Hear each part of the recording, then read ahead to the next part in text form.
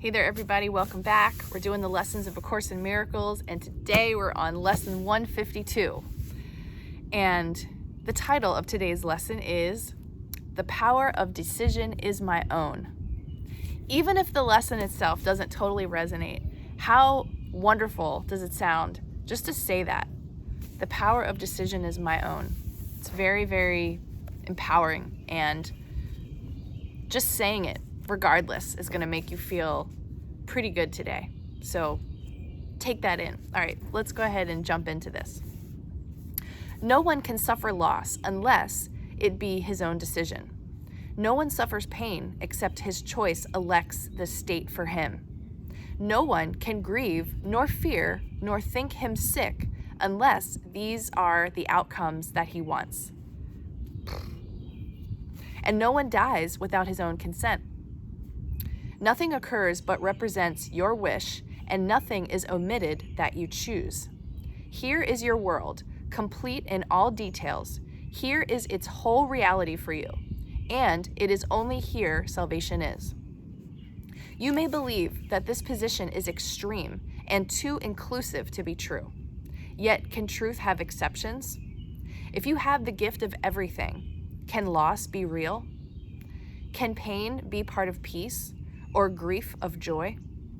Can fear and sickness enter in a mind where love and perfect holiness abide? Truth must be all-inclusive, if it be truth at all. Accept no opposites and no exceptions, for to do so is to contradict the truth entirely. Salvation is the recognition that the truth is true and nothing else is true. This you have heard before, but may not yet accept both parts of it. Without the first, the second has no meaning, but without the second, it is the first no longer true. Truth cannot have an opposite. This cannot be too often said and thought about, for if what is not true is true as well as what is true, then part of truth is false, and what is false is false. Oh boy, here we go. This is the simplest of distinctions, yet the most obscure. But not because it is a difficult distinction to perceive. It is concealed behind a vast array of choices that do not appear to be entirely your own. And thus the truth appears to have some aspects that belie consistency, but do not seem to be but contradictions introduced by you. As God created you, you must remain unchangeable, with transitory states by definition false. And that includes all shifts in feeling, alterations in conditions of the body and the mind, in all awareness and in all response. This is the all-inclusiveness which sets the truth apart from falsehood, and the false kept separate from the truth as what it is. Is it not strange that you believe to think you made the world you see is arrogance? God made it not. This is an interesting one. I'm going to read that again. And it's all funky how it's written. Is it not strange that you believe to think you made the world you see is arrogance? So is it arrogant to believe that you made the world? God made it not. God didn't make this world. Of this you can be sure. So Jesus says, God did not make this world, and you can be sure of it because I said so. What can he know of the ephemeral, the sinful and the guilty, the afraid, the suffering and lonely, and the mind that lives within a body that must die? You but accuse him of insanity to think he made a world where such things seem to have reality. He is not mad, yet only madness makes a world like this. To think that God made chaos contradicts his will, invented opposites to truth, and suffers death to triumph over life. All this is arrogance.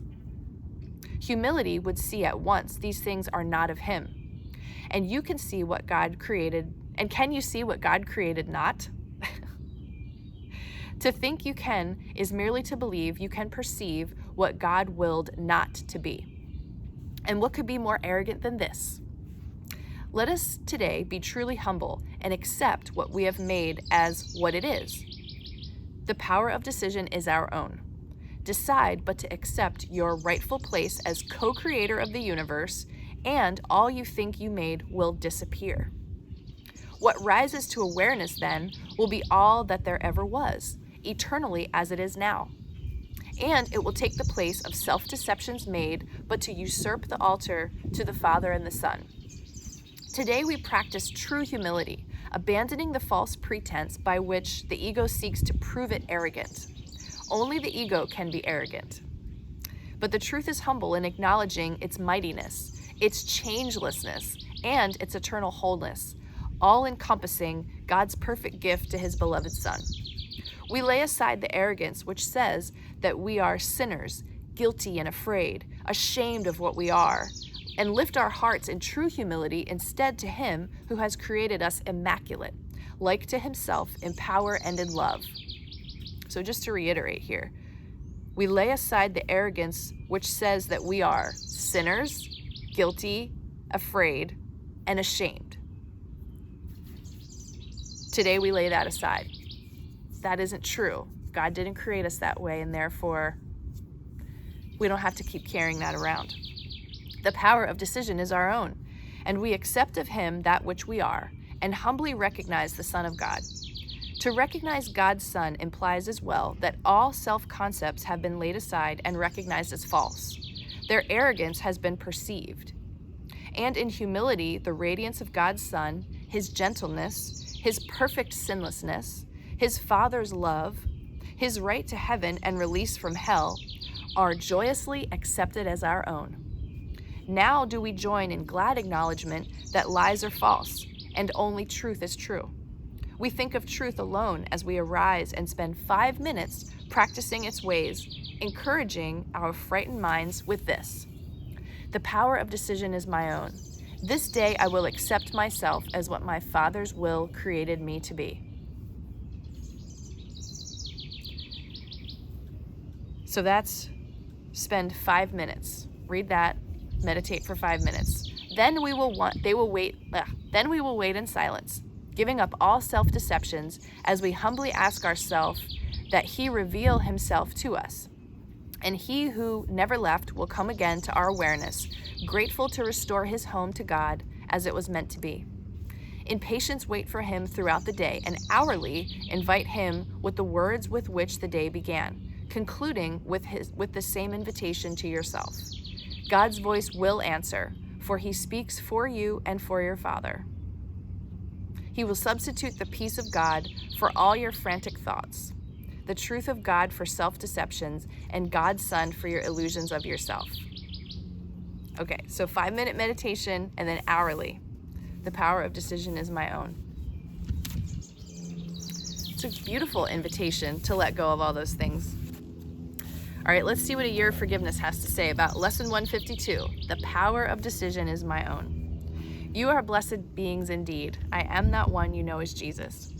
This is a very powerful lesson, is it not? To accept that the collective and individual desires of all of you have created this chaotic world instead of God.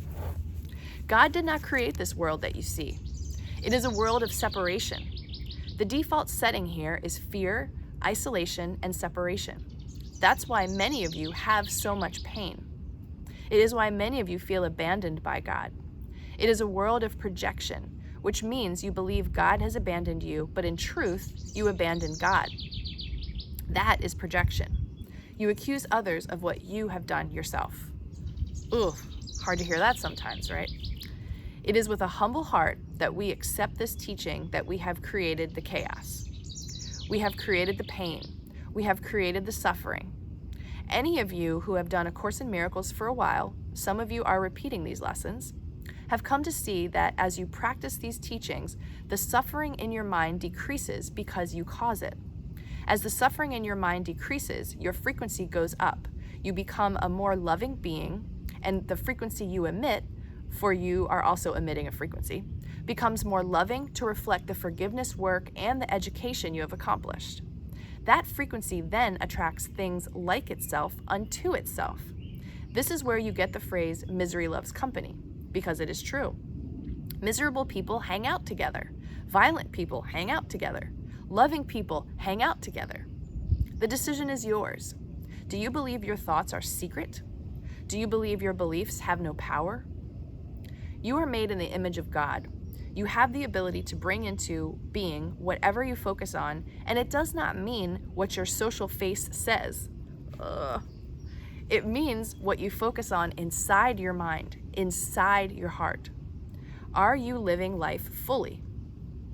Are you living life in accord with God's will for you, which means it makes you happy? If you live a miserable life, it is because you have made a decision to live a miserable life. Ouch. Today, we want you to make new decisions. We want you to step up your game. We want you to lift your head up high. We want you to love whatever around you is lovable.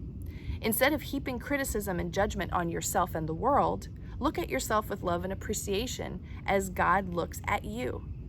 Look at the world with love and appreciation for all the things that are working out there.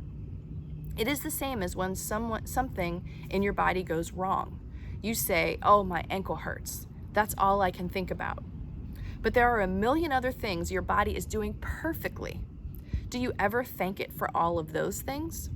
Do you ever give it kudos for just getting you around? It is often a deep and dark sickness that makes you appreciate your health. Today, the decision is yours.